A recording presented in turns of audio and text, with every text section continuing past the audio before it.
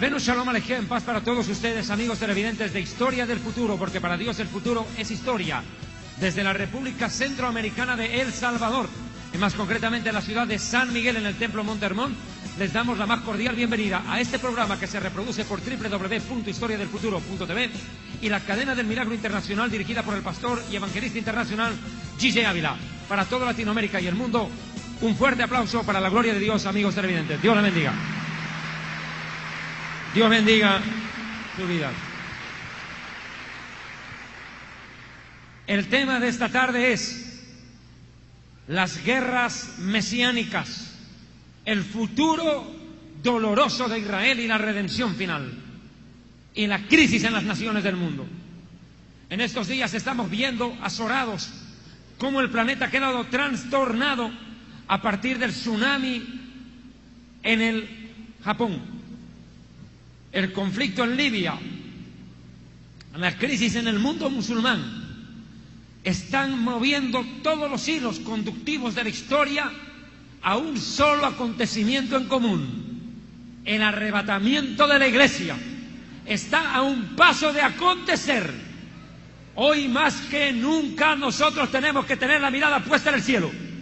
El Señor dijo que cuando oigan de guerras y de rumores de guerras, cuando se levante nación contra nación, reino contra reino, cuando surjan grandes terremotos, inundaciones, pestes, enfermedades, catástrofes en el mar, en la tierra, señales en el cielo, la luna, las estrellas, cuando ocurran todos estos fenómenos, cuando estas cosas comiencen a suceder, levantad vuestra cabeza porque vuestra redención está cerca. Cuando esto empiece a suceder, y eso es lo que está pasando, está empezando a caer el juicio de Dios, está empezando a caer, y la iglesia no se quedará hasta el final de los juicios. La iglesia se va en este tiempo, en esta etapa preapocalíptica, cuando ya el mundo está siendo estremecido por los primeros juicios de Dios, y eso que todavía no comenzó el apocalipsis. Imagínense lo que Dios provocó: 4 minutos de tsunami en el Japón, y mire cómo lo trastornó. Imagínense lo que será después en la tierra: 7 años de angustia, 7 años, y acá en 4 minutos mire lo que pasó. Y los japoneses ahora aterrados porque las centrales nucleares están a punto de explosionar y provocar una hecatombe peor que el tsunami. En toda su tecnología, en toda su ciencia, los japoneses no pueden frenar el monstruo que ellos mismos crearon. Pero ¿qué está pasando? Señoras y señores, los científicos, los políticos, la gente estudiosa, profesional, los medios de comunicación están en vilo, están pendientes de algo nuevo que pueda ocurrir, cualquier fenómeno natural que pueda provocar devastación. En el mundo hay terror, y la Biblia dice en Lucas 21, 25, 26, y habrán señales en el sol, la luna y las estrellas. Y esta semana hubo una señal en la luna, la superluna apareció, y la luna es el astro que rige las corrientes del mar. Y los científicos han dicho que la aparición de la superluna es el augurio, es el anticipo de grandes calamidades en el mar. Los científicos están preocupados, pero qué curioso, en muchas iglesias evangélicas no hablan del arrebatamiento. Es más, los apóstoles de la prosperidad, estos famosos predicadores que le roban el money al cash y los dejan en la luna, no creen en el arrebatamiento. Y ese dinero mal donado, va a parar a bolsillos de apóstoles ladrones. Y lo peor de todo es que estos predicadores no creen en el arrebatamiento. Qué curioso, los ateos, los científicos, los políticos y los medios de comunicación anticipando calamidades, y los apóstoles de la prosperidad y los músicos cristianos que han convertido los púlpitos en cabarets, que han convertido los púlpitos en pasarelas hasta para músicos homosexuales dentro de las iglesias evangélicas, y músicos de renombre diciéndole a la gente: pacta con Dios, toma tu teléfono, llama ahora, Dios te quiere bendecir, pero trae tu dinero y Dios te dará. Ladrones, sacándole la plata a la gente no predican la verdad y encima niegan el arrebatamiento. ¡Qué barbaridad! Estamos viviendo los albores de la etapa más terrible para la historia humana. El Mesías calificó los días venideros como días de gran tribulación, como nunca antes los hubo desde que el hombre fue creado, ni los volverá a haber. El Señor dijo además en Lucas 21, 25, 26, que en la tierra habría angustia de la gente, confundida a causa del bramido del mar y de las olas. Y eso es lo que pasó con el tsunami: confusión, perplejidad, terror. Lee Lucas 21, 25, 26, hermano amado. Alguien más que suba, ayúdamelo, por favor. Entonces habrá señales en el sol, en la luna y en las estrellas, y en la tierra angustia de las gentes confundidas a causa del bramido del mar y de las olas, desfalleciendo los hombres por el temor y la expectación de las cosas que sobrevendrán en la tierra, porque las potencias de los cielos serán conmovidas. Desfalleciendo los hombres por el temor. Eso es lo que está pasando. La gente ya no sabe qué esperar. La gente está aterrorizada, la gente está atemorizada. En el mundo se está viviendo un ambiente de incertidumbre total. La gente ya está empezando a preguntarse: ¿y ahora qué va a pasar? Japón, potencia tecnológica, los mejores ingenieros en construcción civil, los edificios mejor construidos con sistema antisísmico, quedaron avergonzados. Los edificios flotaban como barcos en medio del tsunami. No aguantaron. Los puentes aplastaron todo lo que estaba a su camino. Y hoy en día vemos que Dios emite sus primeros juicios como una advertencia al mundo. Una advertencia al mundo. Pero por el otro lado, si Dios utiliza la naturaleza para golpear a las naciones por su pecado y su incredulidad, por su soberbia, por el otro lado, se dan otra serie de fenómenos en las naciones que anticipan peores problemas. El Medio Oriente, centro profético y espiritual del mundo, donde está Israel y las naciones árabes descendientes de Abraham por el lado de Ismael, en plena conflagración, en visos de nuevas guerras. La palabra de Dios nos exhorta claramente, de manera puntual, a que estemos atentos a lo que está pasando en el Oriente Medio. Es de trascendental importancia lo que está pasando en los países del Oriente Medio. Es algo que nos tiene que hacer pensar y, una vez más lo digo, tomar las precauciones debidas. La Biblia dice en Marcos 13:7: cuando oigan de guerras y de rumores de guerras, no se turben, porque es necesario que suceda así, pero aún no es el fin, porque se levantará nación contra nación, reino contra reino. Textual. Nación contra nación, reino contra reino. Se arman mayores conflictos, mayores disturbios, complicación política en el mundo. Dice también la Biblia que cuando oigan de guerras y de sediciones, no se alarmen. Y hoy en día, eso es lo que se está viviendo. Yo escribí un libro que se llama Historia del Futuro, un material que, por cierto, ha servido de mucha bendición en distintos países de Latinoamérica, y el mismo predicador Gigi Ávila valoró bastante este libro de profecía bíblica, que yo le aconsejo lo puedan revisar. Y dentro de este libro yo desarrollé una serie de profecías que describen los últimos tiempos. Y la Biblia describe en Lucas 21:9: y cuando oigan de guerras y de sediciones, no se alarmen, porque es necesario que estas cosas acontezcan primero, y el fin no será inmediatamente. Lucas 21:9, sediciones. Y las sediciones son insurrecciones.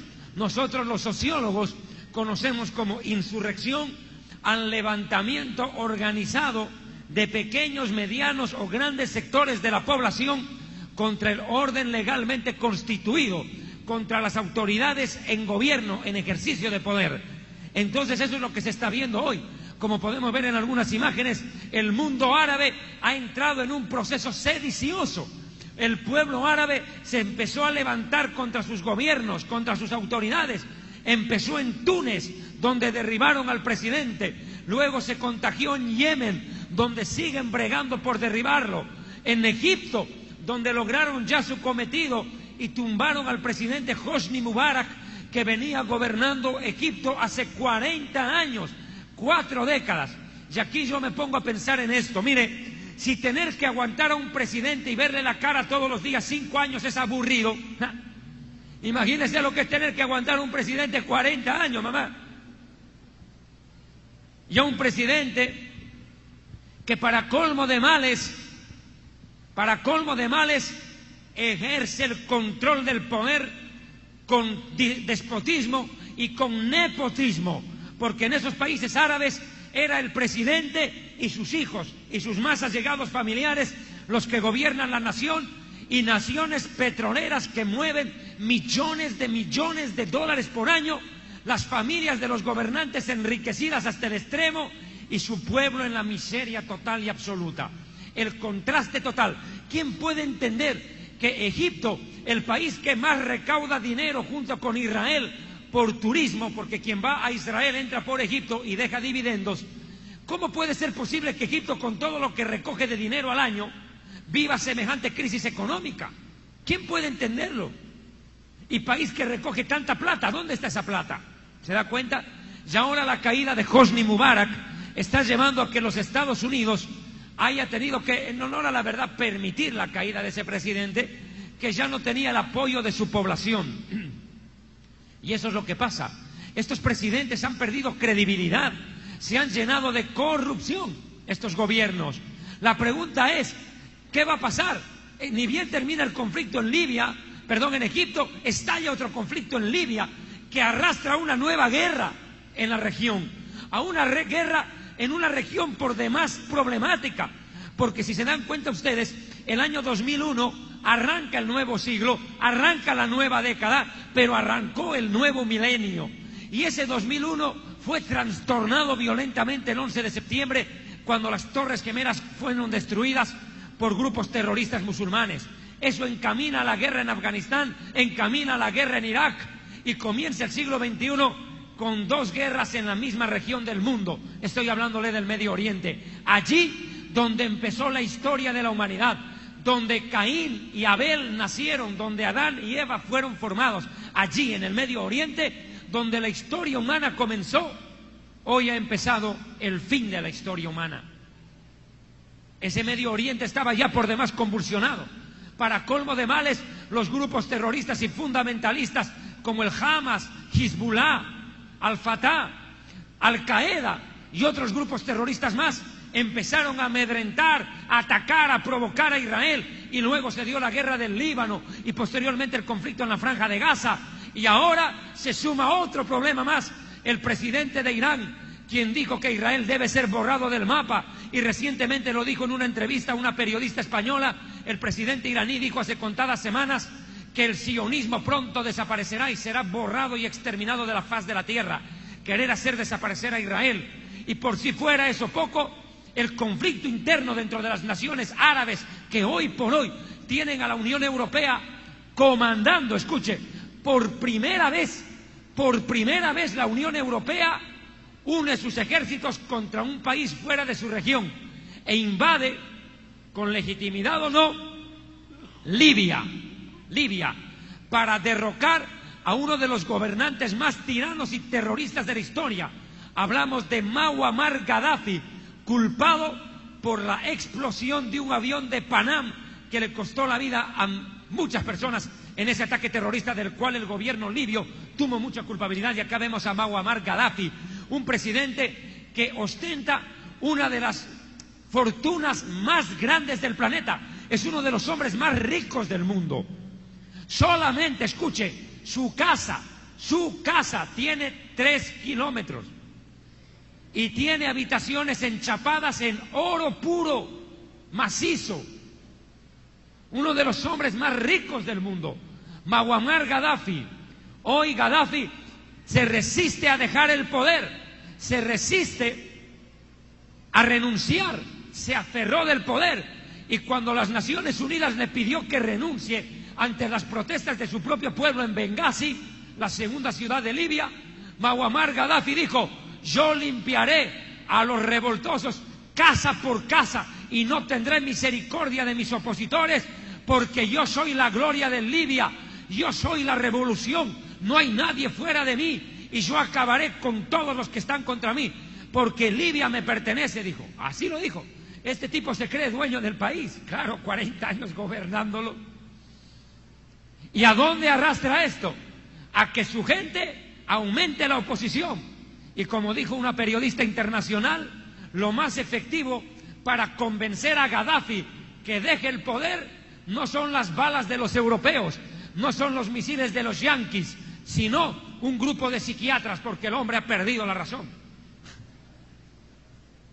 Ha perdido el juicio. Pero Gaddafi, sin darse cuenta o no, vuelve a colocarse en el centro de la historia del Medio Oriente y desata una guerra histórica con un antecedente coyuntural. ¿Por qué? Le repito, por primera vez en la historia, la Unión Europea, mejor dicho, la OTAN, decide golpear y derribar a un gobernante de otra región. Y Estados Unidos, lo único que hizo fue: apoyamos. Por primera vez, Estados Unidos no tomó la batuta, Europa la tomó. Señal clara e inequívoca que el anticristo ya va a surgir. Es más, otro detalle. El Imperio Romano de la Antigüedad, que hoy es la Unión Europea restaurada al final de los tiempos, como Daniel y los profetas anunciaron en la Biblia, el Imperio Romano no solamente abarcaba la actual Europa, el Imperio Romano desarrolló su hegemonía política, militar y social y cultural hasta Israel. Por ende, el Imperio Romano abarcaba todos los países del actual mundo árabe. Gobernaban sobre los árabes, los romanos. Pero en este tiempo, la Unión Europea, desde su fundación en 1959, todavía no había sometido a los árabes, no los había podido someter. Pero este conflicto en Oriente Medio, tenga por hecho, ojo, aquí está lo importante del conflicto en Libia y en Egipto. Como los árabes están pidiendo democracia, algo que para el profeta Mahoma sería para rascarse la cabeza, porque los musulmanes no creían en la democracia, eran teócratas por antonomasia. Ahora que los árabes piden democracia, se están occidentalizando. Y como los árabes no tienen experiencia en procesos democráticos, los países árabes, tienen que pedir ayuda a la Unión Europea y a las Naciones Unidas. Y de esa manera tan sencilla, los árabes se colocan en manos de la Unión Europea para que los gobierne. En pocas palabras, el Imperio Romano se está restaurando geográficamente delante de nuestras narices en estos días, de una forma diplomática, a la vez violenta. ¿Qué dice la Biblia del conflicto en Egipto? ¿Qué dice la Biblia del conflicto en Libia? Si esto es tan importante para la historia, ¿estará escrito en las profecías? Sí. Ezequiel capítulo 30. Usted, por favor, atiéndame, no pueden leer lo mismo. Usted Isaías 30, usted Ezequiel 30. Arranque. Isaías 30, verso 1, arranque. Hay de los hijos más fuerte, mijito. Hay de los hijos que se apartan, dice Jehová, para tomar consejo y no de mí, para cobijarse con cubierta y no de mi espíritu, añadiendo pecado a pecado. Sigan. Que se apartan para descender a Egipto y no han preguntado de mi boca, para fortalecerse con la fuerza de Faraón y poner su esperanza en la sombra de Egipto. Pero la fuerza de Faraón se os cambiará en vergüenza y el amparo de la sombra de Egipto en confusión. ¡Qué profecía más impresionante! Mire por qué le digo. Egipto, junto con Jordania, son los únicos dos países árabes que firmaron la paz con Israel.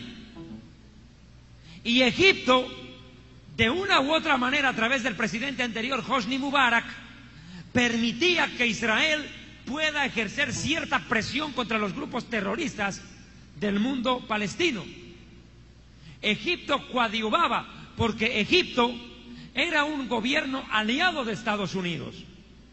Y entonces Israel se confió en Egipto estos años. Pensó que el apoyo de Egipto sería un antecedente para la paz con todas las demás naciones árabes, y que eso al final se concretaría. Pero ¿qué problema? Israel puso su esperanza en Egipto, y hoy Egipto se dio la vuelta. Con la caída del presidente Hosni Mubarak hace pocas semanas atrás, ocurrió un cambio trascendental en la política interna y la geopolítica de Egipto. ¿A qué me refiero?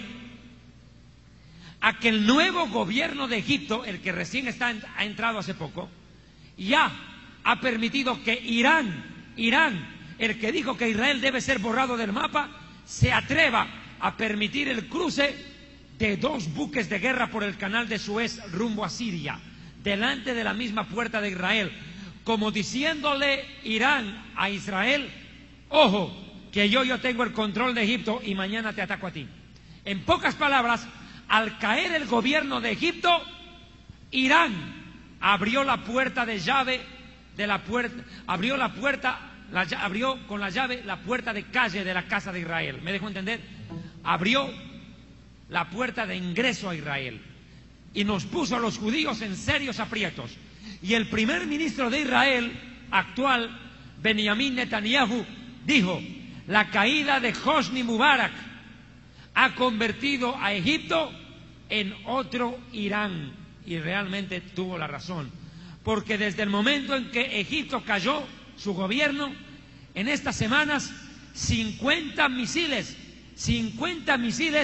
fueron lanzados desde la Franja de Gaza contra el sur de Israel. 2. Un grupo terrorista se entró a una casa en Israel y acuchilló al padre, a la madre mientras dormían, descuartizó al muchacho, a la muchacha, y partió en 3 pedazos a un bebé de 3 semanas. Y para colmo y de remate, Israel hace pocos días incautó un buque, escuche, que cargaba 50 toneladas de armamento hacia la Franja de Gaza, todo de fabricación iraní. La pregunta es: ¿a dónde va a llevar la crisis? Espérese, que la prédica recién está empezando. Ezequiel capítulo 30, versículos 4 y 5. Y vendrá espada a Egipto, y habrá miedo en Etiopía, cuando caigan heridos en Egipto, y tomarán sus riquezas y serán destruidos sus fundamentos. Deténgase ahí. Gracias, un segundito. Dice: espada a Egipto, conflicto. Miedo en Etiopía. ¿Cuál es Etiopía hoy? Los países árabes circundantes. Y eso es lo que está pasando. Porque hoy en día no es un solo país país árabe que se levanta contra su gobierno, no. Son varios países árabes que reaccionaron contra sus gobiernos. Y hay miedo, porque en Bahrein hay protestas en Arabia, hay protestas en Emiratos Árabes, ahora hay nuevas protestas en Jordania, en Siria, en Qatar. Todos los países árabes, ¡brum!, erupcionaron en violencia interna, conflicto interno. Hay miedo por lo que pasó en Egipto. Pero mire lo que dice la Biblia, siga leyendo. No, espere, un cachito, espera, un ratito, esto más tengo que explicar. Dice: y tomarán las riquezas de Egipto y serán saqueados sus fundamentos. Y eso fue exactamente lo que pasó. El otro día yo estaba escuchando una declaración de uno de los más importantes arqueólogos de Egipto, y decía: en los días del conflicto, cuando derrocaron al presidente, saquearon, literalmente vaciaron los museos más caros de Egipto, los vaciaron. Ahí se cumple la profecía. Saquearon las riquezas de las tumbas de los faraones y de todo. Terrible. Pero mire lo que viene después, siga. Etiopía, Fut, Lut, toda Arabia. Deténgase. Etiopía, ya lo he dicho, son algunos países árabes de alrededor. Fut. ¿Quién es Fut? Futeos. Los futeos son descendientes de Cam, uno de los hijos de Noé. En pocas palabras, escuche, es el bisnieto de Noé. Y ellos fundaron, escuche, Fut fundó Libia. El padre de Libia es Fut. La parte norte de Libia la fundó Fut. Lud. ¿Quiénes son los Ludim? Los ludeos. Los ludeos fundaron todo lo que es Jordania, Qatar, Emiratos Árabes Unidos y Bahrein. Y Arabia, por demás está decirlo, Arabia Saudita. No sé si me están siguiendo, Ezequiel 35. Y mire lo que menciona la Biblia. Cuando menciona el conflicto de Egipto, miren a quién más menciona, verso 5. Libia y los hijos de las tierras aliadas caerán con ellos a filo de espada. ¿Cuántos alaban a Dios por la Biblia? Yo me quedo sorprendido porque en este versículo bíblico describe en comprimido todos los conflictos en los países árabes, los de ahorita, los internos. Ahora, ¿hacia dónde van a llevar estos conflictos? Ponga cuidado. ¿A qué van a llevar estos conflictos árabes? ¿Por qué es tan importante? Primero, porque la Unión Europea ya se metió, y eso es serio. La ONU está presionando. Para colmo de males, los grupos terroristas árabes están empezando a culpar a Israel de sus problemas. Es que ellos siempre hacen eso. Se pelean entre sí y tienen que buscar un aliado a quien atacar en común para dejar de pelear entre ellos. Y siempre es a Israel. Ahora, ¿cuál es el problema?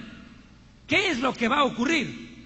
Hermanos, estamos en los albores de una guerra tremenda.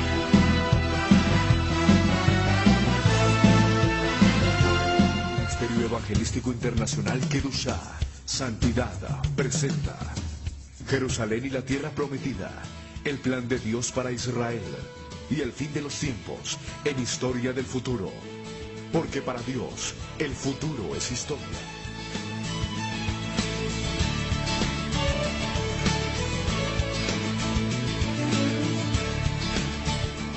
Se viene un terrible conflicto. Escuche por qué. Voy con los siguientes antecedentes. Primero, en las últimas horas, el Servicio Secreto de Inteligencia de Israel, el Mossad,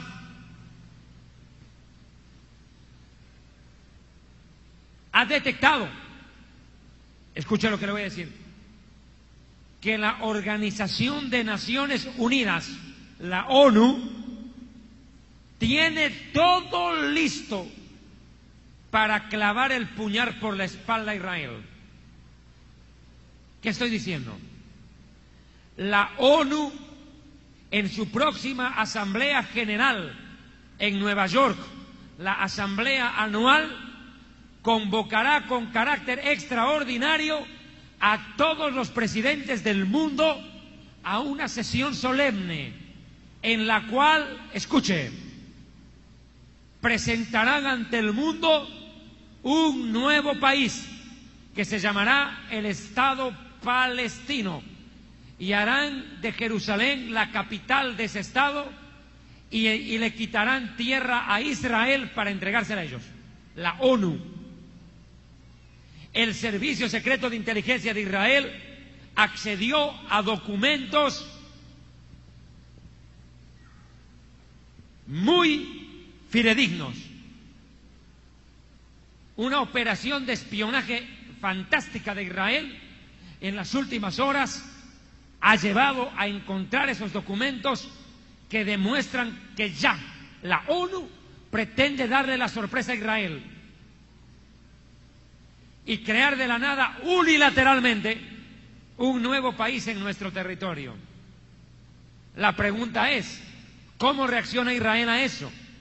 El primer ministro de Israel habló hace pocas horas y dijo textualmente: la ONU será causante de un derramamiento de sangre masivo en el Medio Oriente.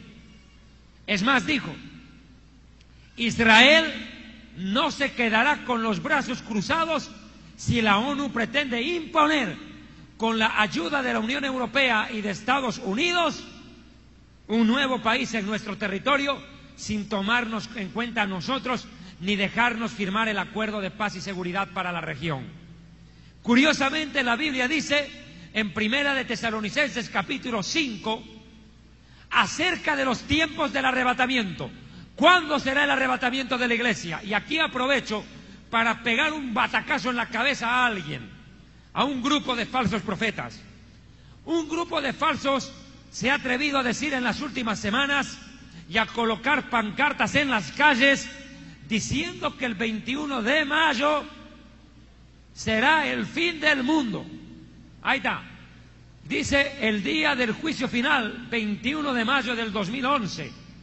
Ponga cuidado. Estas pancartas han aparecido en varios países. Quiero decirles algo a estos falsos predicadores. Quiero decirles algo. Más les vale que el fin del mundo sea el 21 de mayo, porque si no será el fin de ustedes por mentirosos.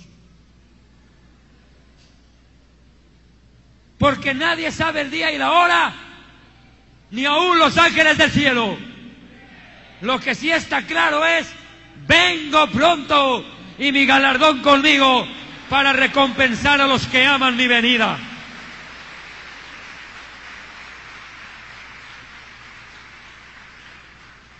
Así que estos mentirosos pasarán a la historia, al igual que los testigos de Jehová, al igual que los adventistas, que se atrevieron a dar fechas y Jesús nunca vino.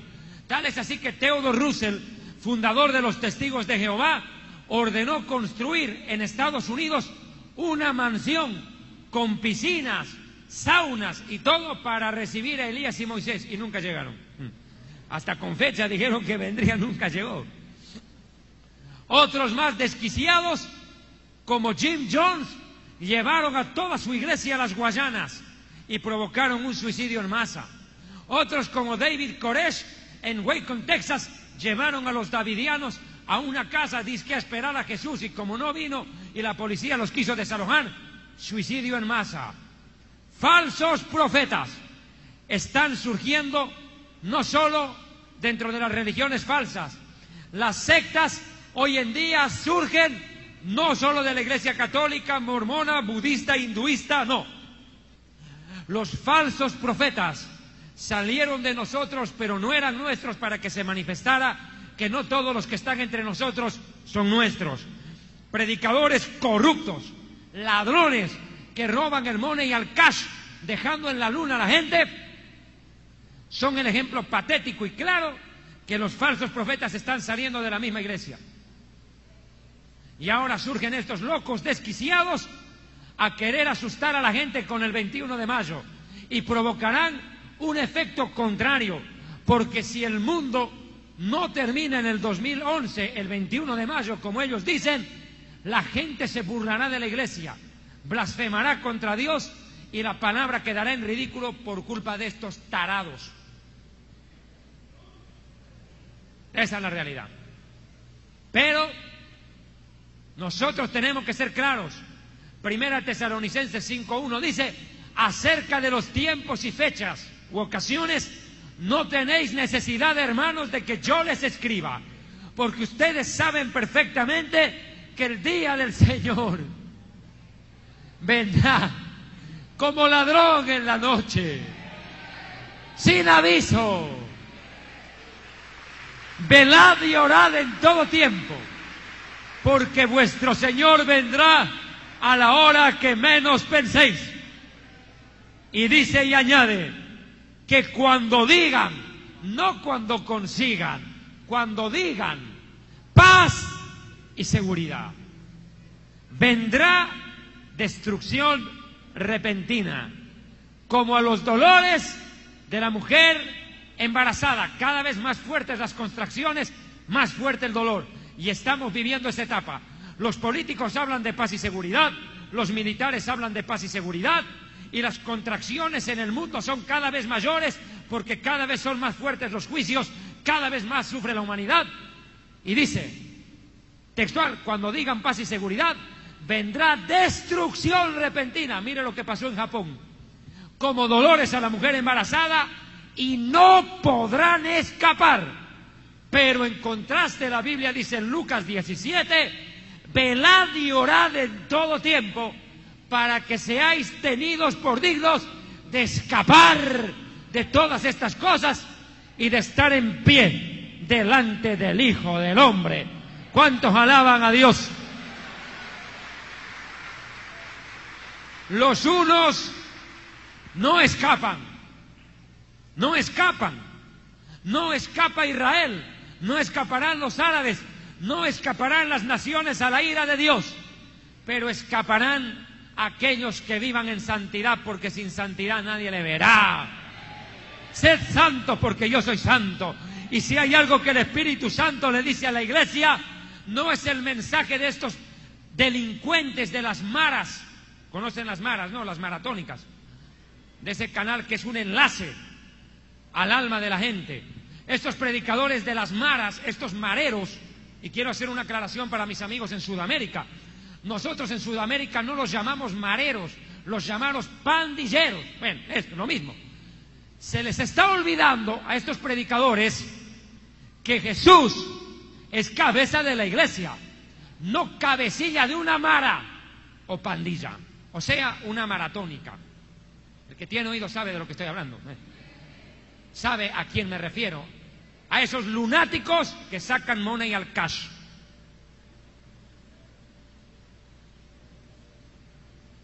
Mire, el mensaje no es que Dios te quiere hacer rico, que Dios te quiere regalar casa nueva, auto nuevo. El mensaje es: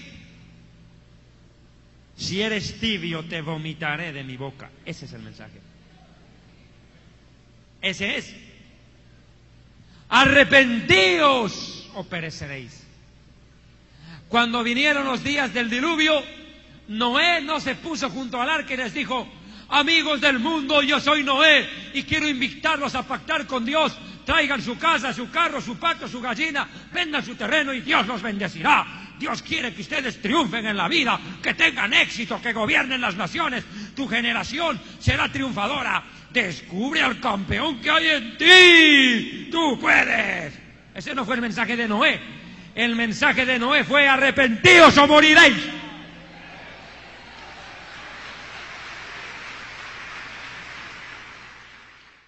Y cuando surgió el Hijo de Dios en la tierra, Yeshua no anduvo diciéndoles a los fariseos: por favor, dejen de hacer del templo una cueva de ladrones, déjenme hacer mi propia maratónica aquí, a ver, dejen de hacer la competencia.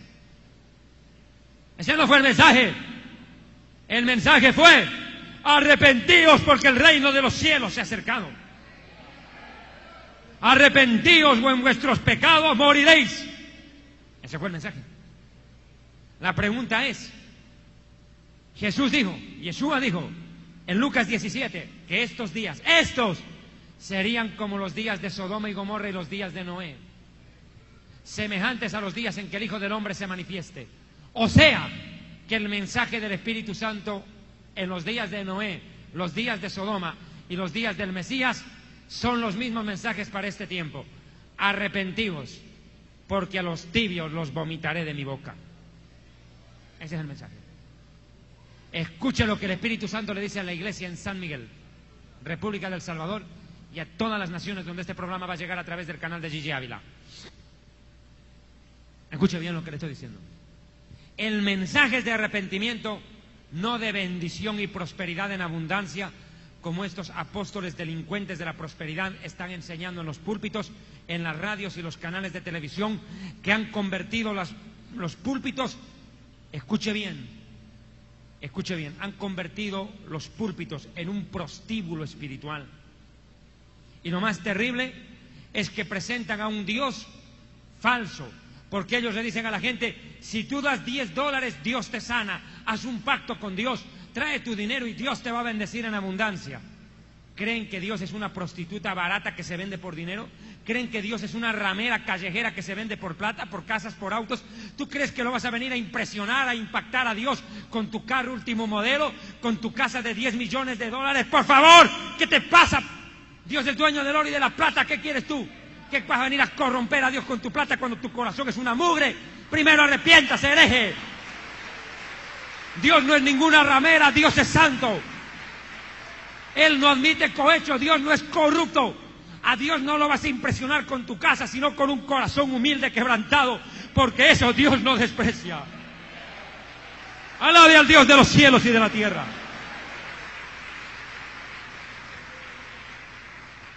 Ellos le dicen, siembren, hermanos, siembren. Claro, pero los que cosechan son ellos.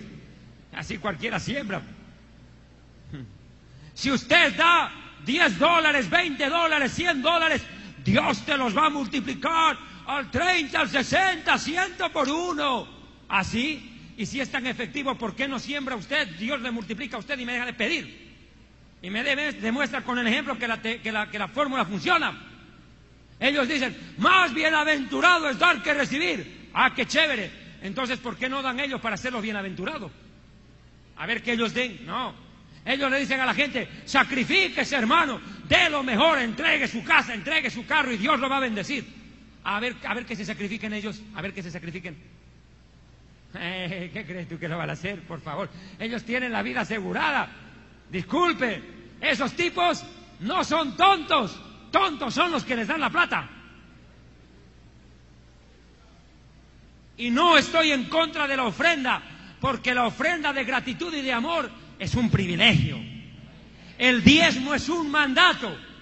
Escrito está, no robarás.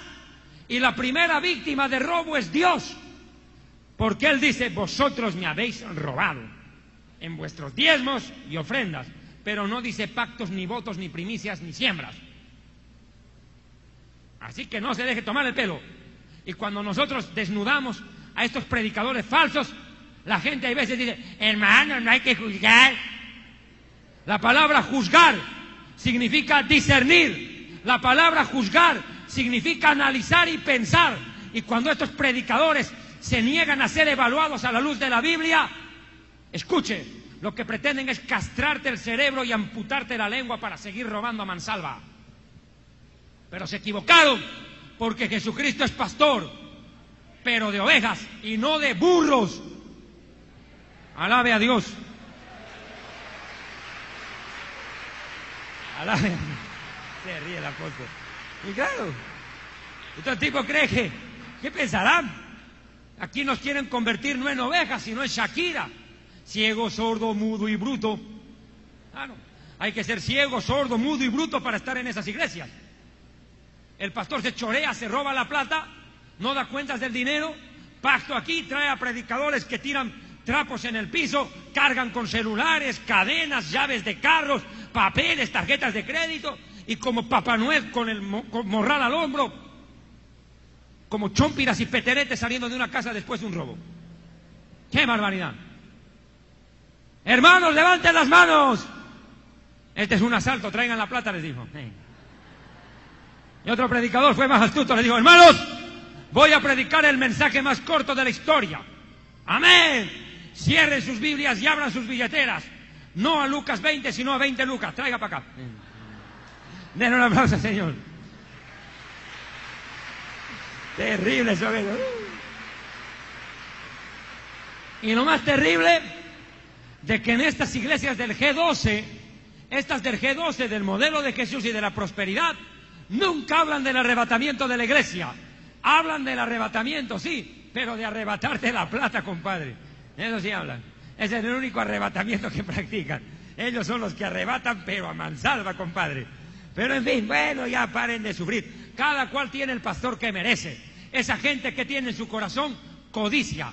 Esos predicadores que tienen en su corazón plata. Porque de la abundancia del corazón habla la boca. ¿Qué hay en su corazón? Dinero. ¿Qué predican? Dinero. Y los que los escuchan, ¿qué tienen en el corazón? Dinero. Entonces que se roben entre ellos, merecido tienen.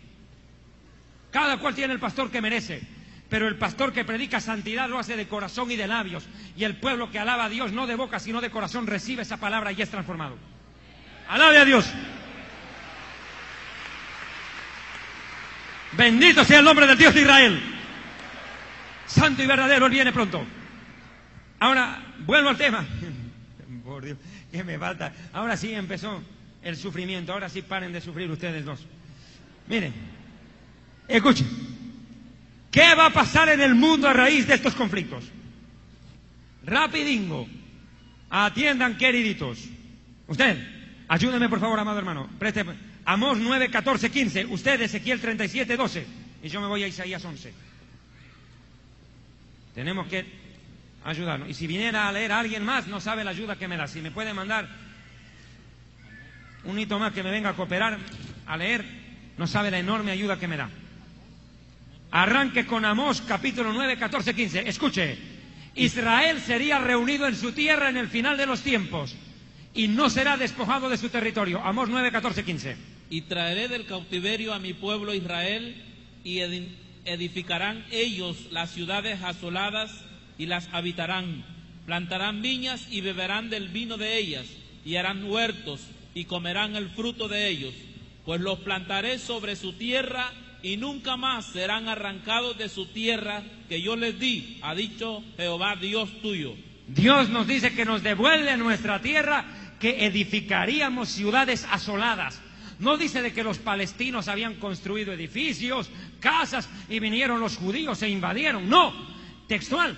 Y las imágenes de televisión de aquel tiempo, te estoy hablando 1942, 46, 47, muestran que toda el área de Israel actual eran pantanos y juncos. Los palestinos no habían construido nada. Israel regresó, sembró la tierra, produjo, y lo más tremendo de Israel es que Israel trabaja con agua del mar, porque estamos rodeados de mar, no tenemos prácticamente agua dulce. Entonces Israel, para producir su alimento, tiene que desalinizar el agua del mar. Usted échale agua del Golfo de Fonseca a su planta y a ver cómo le va, la mata. Entonces Israel tiene que desalinizar el agua del mar para regar su tierra. Es un proceso maravilloso y milagroso, y se cumple la palabra dicha por Isaías 35, que el desierto se convertiría en bosque y el campo árido en huerto, como huerto del Edén. E Israel, un país del tamaño de la República del Salvador, no solo es capaz de producir su propio alimento en medio del desierto donde no hay agua, sino que exporta fruta y verdura a toda Europa. Ese es un milagro de Dios. ¿Cuántos alaban a Dios? Dios produce en Israel.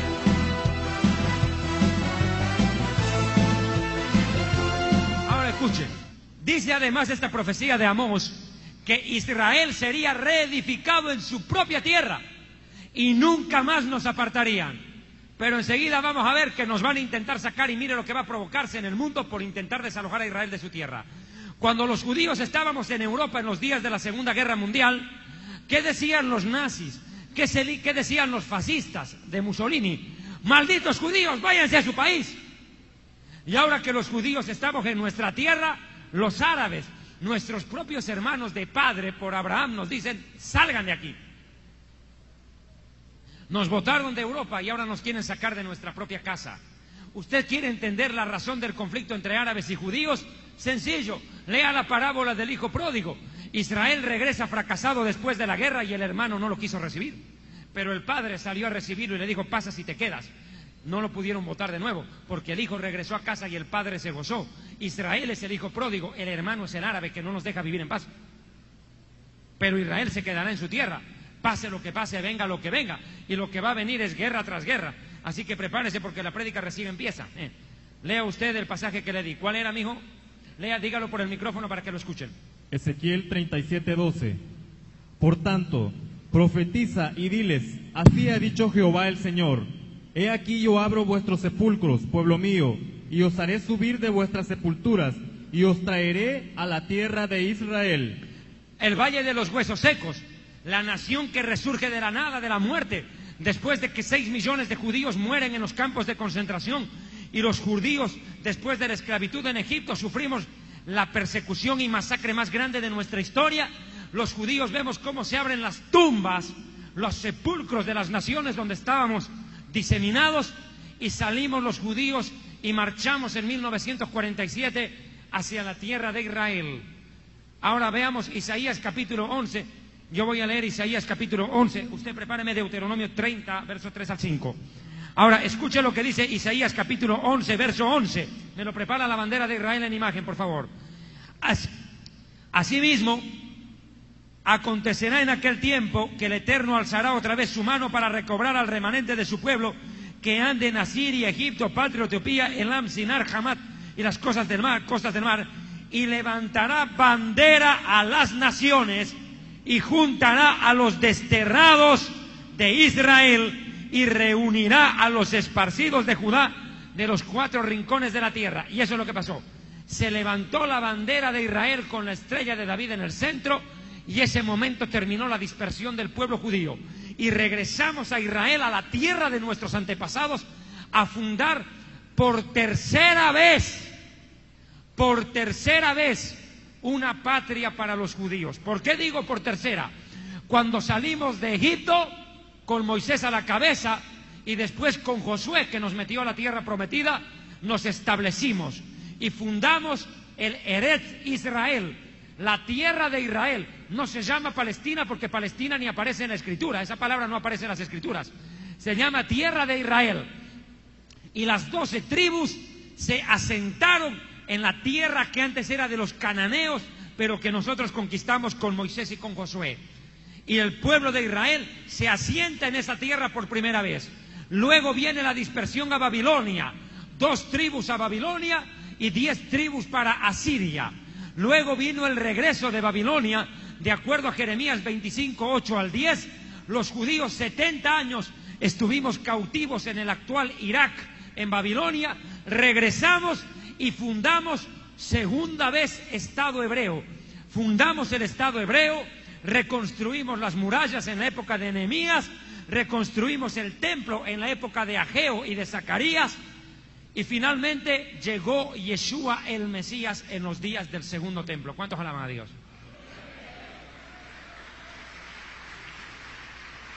Posteriormente, Yeshua murió, resucitó, se fue al cielo, pero dijo que una generación después, 70 años después, vendrían los romanos, no dejarían piedra sobre piedra, dispersarían a los judíos, ya no a Babilonia, ya no a Egipto, sino a todo el mundo. A todo el mundo. Y eso ocurrió. Dios nos dispersó entre las naciones y nos recogió en el final de los tiempos. Una de las cláusulas proféticas para que el arrebatamiento de la iglesia ocurra es que los judíos hayamos regresado a nuestra patria después de 19 siglos. El regreso de Israel a su tierra es una prueba de la existencia de Dios y de la veracidad de la profecía bíblica. ¿Me está escuchando? Y en 1948 flamea la bandera de Israel y, como dice, levantaré mi bandera a las naciones y juntaré a los desterrados de Israel de los 4 rincones de la tierra. Confirme con Deuteronomio 30 versículos. ¿Qué te dije, mijo? Entonces Jehová hará volver a tus cautivos y tendrá misericordia de ti y volverá a recogerte de entre todos los pueblos a donde te hubiere esparcido Jehová tu Dios.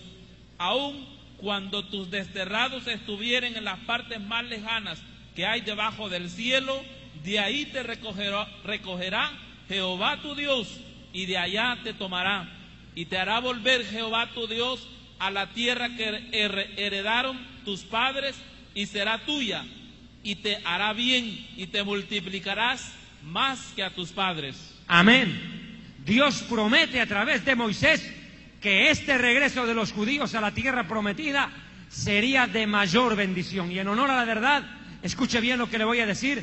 Jesús dijo: y cuando vean a la higuera reverdecer, la higuera es Israel, y miren a todos los árboles, las naciones de alrededor y el mundo, dijo, cuando la higuera brota, Israel resurge como nación, sepan, dijo, que no pasará esta generación sin que todo acontezca.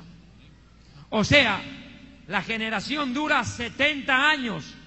70 años dura una generación, equivalente a 27,000 días.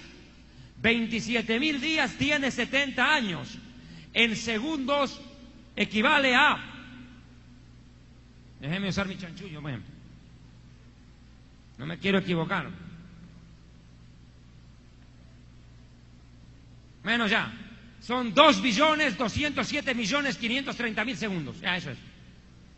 2.207.530.000 segundos en 70 años. 70 años dura una generación. Salmo 90:10 dice que una persona vive entre los 70 y los 80 años. 70 años son 27,000 días 80 años son 31.000 días.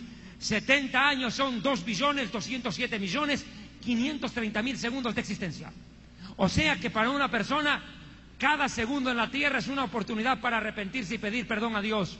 Yo no puedo entender que haya gente que diga después, Dios no me dio la oportunidad de salvarme. ¿Y tú cuántos años tenías? Viví 70 años en la tierra. ¿Cómo que Dios no te dio oportunidad? Dios te dio 2.207.530.000 oportunidades y no fuiste capaz de pedir perdón a Dios. ¿De qué te quejas, cabezón? ¡Alabe a Dios! ¡Alabe al Dios vivo y verdadero! Hay algunos que aplauden y otros que miran. Los que aplauden son los que están vivos. Los otros tienen apariencia de que viven, pero están más muertos que... ¡Alabe a Dios!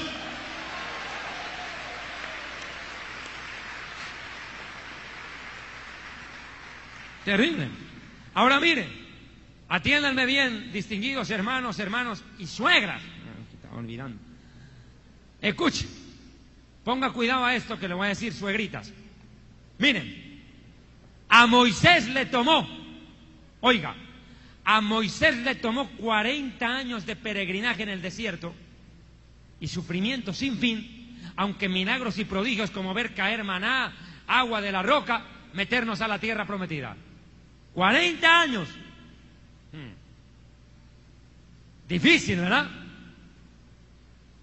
Pero la Biblia dice en Jeremías 23, 7, 8, no se dirá más, viva el Señor que recogió a los judíos de Egipto, sino que en aquel tiempo se dirá, viva el Señor, Dios de Israel, que recogió a los judíos de todas las naciones del mundo y los trajo a su tierra. ¿Cuántos alaban a Dios? Y ahora le puedo asegurar, mire, sacar a Israel de Egipto o sacar de Babilonia fue difícil, pero recoger a los judíos de todas las naciones, y hoy, a 63 años de su fundación, Israel es la tercera potencia en el mundo. Es un milagro de Dios. Israel vivió milagros tremendos, prodigios maravillosos, y ahora Israel que ha surgido, sus enemigos le quieren quitar todo lo que construyó. Y los palestinos dicen, nosotros hemos habitado esta tierra por siglos. ¡Qué mentira más grande! Le voy a contar esto, escuche, ponga cuidado. Un día Moisés estaba caminando en el desierto. Hacía un calor insoportable.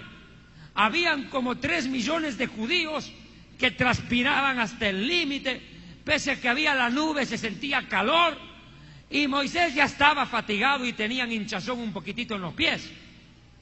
De pronto Dios le dijo a Moisés, golpea la piedra y saldrá agua. ¡Pum! Y ¡psh! El agua saltó de la piedra. ¡Qué maravilloso milagro! Y Moisés dijo, esta es muy buena ocasión para pegarme un baño. Hace mucha calor. Y Moisés se sacó la ropa, se sacó las sandalias y se pegó un buen baño con agua de la roca. Pero ocurre que después de bañarse Moisés regresó y no había ni la ropa ni las sandalias. Y Moisés preguntó a Dios y dijo, Señor, ¿dónde está mi ropa y mis sandalias? Yo las dejé aquí antes de bañarme. Y el Señor le dijo, los palestinos se las robaron. Entonces se levanta un palestino y dice, en las Naciones Unidas pasó eso hace 2 meses, está registrado en las actas. Se levanta el representante de los palestinos y dice, ¡mentira! Nosotros no estábamos allí cuando eso pasó. Y Moisés le dijo, bien ha dicho, ahora se sabe quién estuvo primero en ese lugar. Alabe a Dios. ¿Cuántos alaban a Dios?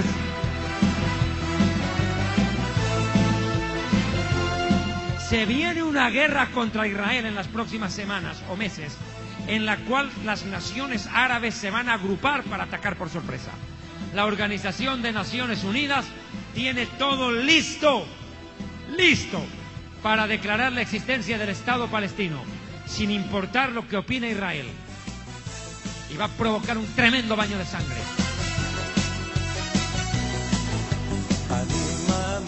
אני מאמין באמונה של